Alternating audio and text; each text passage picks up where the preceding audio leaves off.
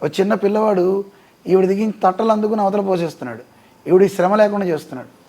వెంటనే ఈ అనంతాచార్యులకు కోపం వచ్చింది. ఎవరు నువ్వు? మా గురువు గారు మమ్మల్ని చేయమన్న సేవను నువ్వు దొంగలిస్తున్నావు అన్నాడు. మనమైతే ఏం చేస్తాం, అమ్మ ఎవడో కూడా వచ్చాడు నాన్న అది పారేసేటప్పుడు ఇది కూడా వచ్చి తవ్వరా అంటాం, అంతే తప్పించుకుంటాం. కానీ అనంతాచార్యులు ఆ పని చేయలే. వాడితో దండిస్తాను నిన్ను పో అవతలకి అన్నట్ట. సరే వెళ్ళిపోతా అన్నాడు, కానీ మళ్ళీ అందుకుంటున్నాడు. ఈసారి కోపం వచ్చి గుణపంతో పరిగెత్తాడు. పరిగెత్తి ఆ తట్టలాక్కునే సందర్భంలో పాపం ఈ గుణపం వెళ్ళి తగిలింది స్వామికి. అప్పుడు నెత్తురు కారిపోయింది.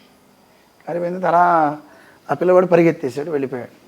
అయ్యో నెత్తురు కారిపోతుందని వాళ్ళ ఆవిడ చెప్పేసరికి చిన్నపిల్లవాడు మీరు ఎంత పని చేశారనగానే ఆయన భక్తుడు కదా, అయ్యయ్యో పాపం చిన్నపిల్లవాడే ఏమై ఉంటుందో అని పరిగెత్తుకుంటూ వెళ్ళాడు. ఆలయంలోకి వెళ్ళిపోయాడు ఆ పిల్లవాడు. ఆలయంలోకి ఇతను వెళ్ళాడు. తీరా చూస్తే గర్భాలయంలోకి వెళ్ళిపోయాడు పిల్లవాడు కనపడ్డా. అక్కడ స్వామికి నెత్తురు కారుతుంది. అయ్యో ఏం చేయాలి, ఎంత పాపిష్టి పని చేశాను అంటే అప్పుడు పచ్చకర్పూరం పెట్టేట్టు ఇతను అద్దాడు. ఆ పచ్చకర్పూరం అద్దిన తర్వాత ఆ నెత్తురు ఆగింది.